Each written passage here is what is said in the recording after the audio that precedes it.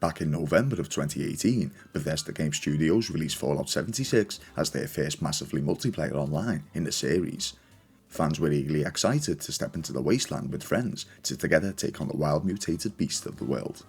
Unfortunately, the title didn't live up to expectations. Players felt that the game was empty. For starters, there weren't any NPCs, which struck people as odd. Your Vault Dweller could only obtain quests and missions by finding holotapes and written logs, and it seemed that the only things to really do were just find and kill enemies. I personally gave up on this after only a few hours of playing. I loved Fallout 4, the world it was set in, with each location having its own story to tell, and the inhabitants with their own individual history and journeys. Characters such as Nick Valentine, the synth detective, Piper Wright, the journalist, or even Codsworth, the family butler. All of these characters kept the game alive, and it was disappointing to find that we wouldn't feature these things in this MMO. Thankfully, Bethesda listened to fans, and chose to put a lot more effort into future updates, which is why 5 years later after its initial release, I headed back to the wasteland.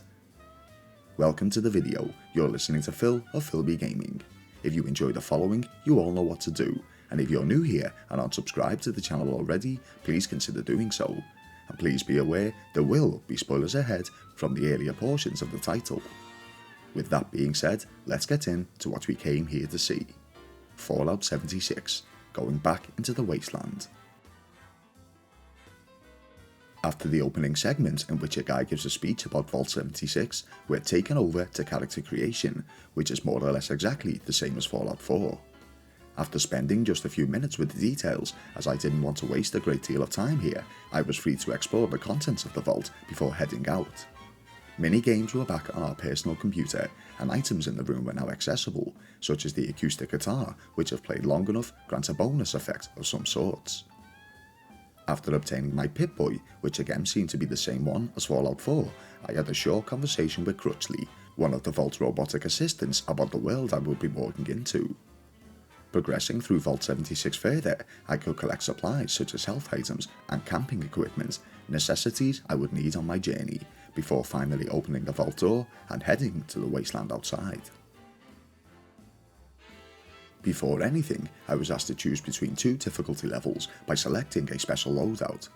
Wanting to start from the beginning, I chose the Fresh Dweller option, followed by a first aid perk card.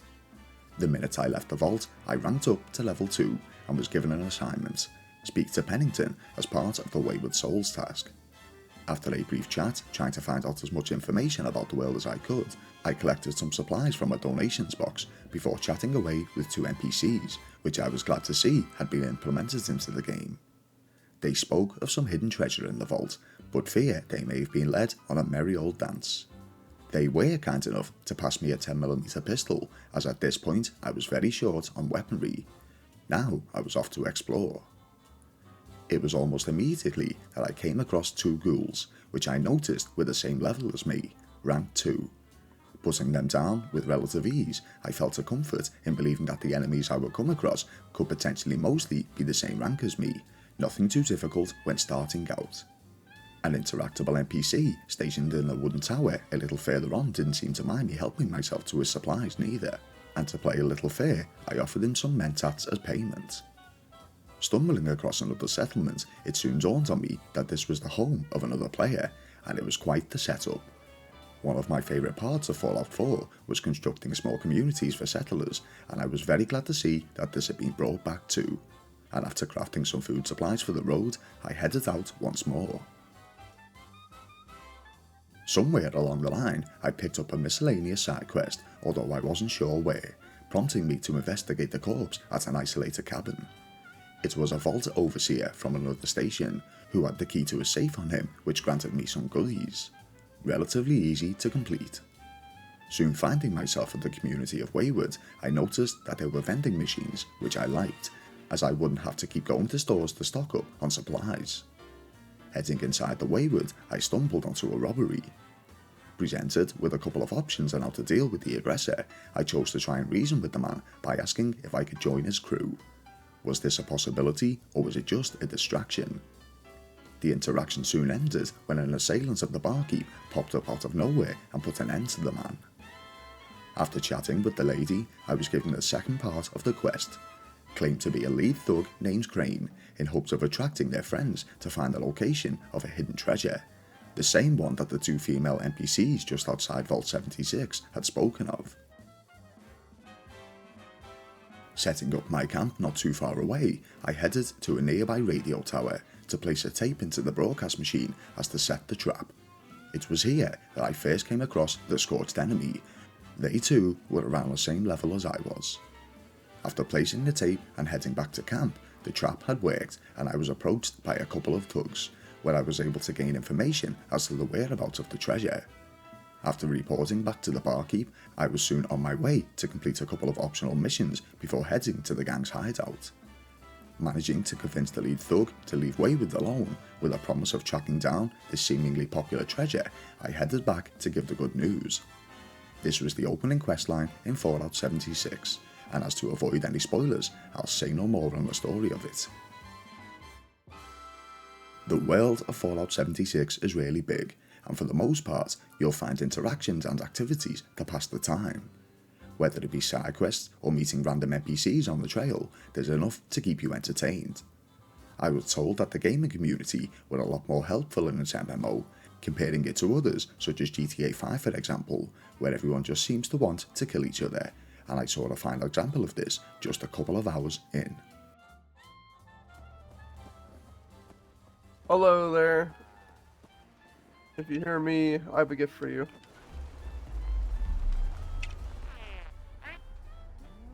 Caps Lock is the Vault voice chat. If you have it, all this does is replace your current Under Armour and give you a little boost.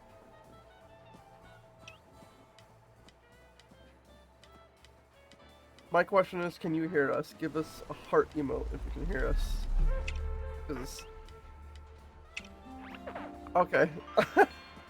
Alright, so we're out here pretty much recruiting people for a Brotherhood faction that role plays. You can join to be part of it, or just join to hang out with people online who play together. If you are interested, then use Discord. Give another heart emote. If you want us to go away and think we're ugly, give us a thumbs up or thumbs down.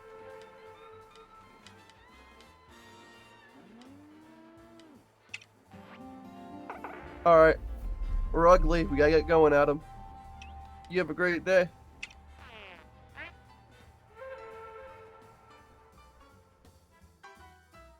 The pear tree system was pretty easy to understand. You unlock cards as you progress through the world, and if you happen to have two of the same, you could team them up to make a more powerful one. Combat seems relatively balanced. It kept the game both challenging while fun at the same time, and with the addition of enemies mostly being the same ranking as your avatar, I never felt too overwhelmed during battles, as long as I kept my head. Exploring was fun, and it was full of memorable landmarks such as airports, small towns and communities, and even player-built homes that can all be explored. It expanded on the enemies that it had in the previous installment. Of course we still had ghouls and super mutants, but now we had the addition of the Scorched among others, including giant mutated toads. Quests can be picked up by either NPC interaction or simply picking up radio signals and listening in, and there always seemed to be something going on. A big part of the game that I really enjoyed were the random world events that popped up now and again. One in particular had myself and a bunch of strangers jamming on instruments trying to coax out a monster of some sort who hated loud noises. It was just a fun experience. Some of the individual quests were very interesting. In some situations I was acting as either law enforcement or part of the fire brigade, where I would have to pass a series of tests before I would become accepted into these factions, and one quest that stood out in particular to me was trying to track down a missing child in a detective-style case, finding clues and piecing together the puzzle. Whilst meeting and interacting with other players, whether it be out in the world or during events, I noticed the incredibly high ranking of most of them. After putting around 15 hours or so into this title for the recording, I was at around level 19 or 20 I believe, but some of these absolutely dedicated gamers were hundreds upon hundreds of levels above me, showing that this game absolutely has a following, and there must be a good reason for that. Has Fallout 76 improved enough from its initial launch back in 2018? Absolutely. There's so many new additions that you'll experience if you choose to go back to the Wasteland, especially if, like myself, you haven't touched it since launch. The world is now full of life, which is something it most definitely lacked upon release, and it's good to see that neither Bethesda Games Studios or the dedicated Fallout 76 community had neither given up on this title. With the addition of multiple DLCs and the base game being available for around £6 to £7, I would definitely suggest giving this a try, whether it be your first time stepping into the Wasteland or if you're a returning player. Fallout 76 has definitely changed for the better. I didn't want to make this video ridiculously long, as I wanted to try and keep it as spoiler free as possible, but hopefully for you guys today, if you were on the fence about purchasing the game, then this helped in that decision. If you enjoyed what you saw today, you all know what to do, and if you're new here and aren't subscribed to the channel already, please consider doing so. Let me know your thoughts down below on your experiences with the title, if you either tried it during launch or later after the much needed updates. Did you enjoy your time in the Wasteland, or did it feel empty and lifeless to you? Personally, I enjoyed it. Thank you all for watching. You've been listening to Phil, and I'll see you in the next one.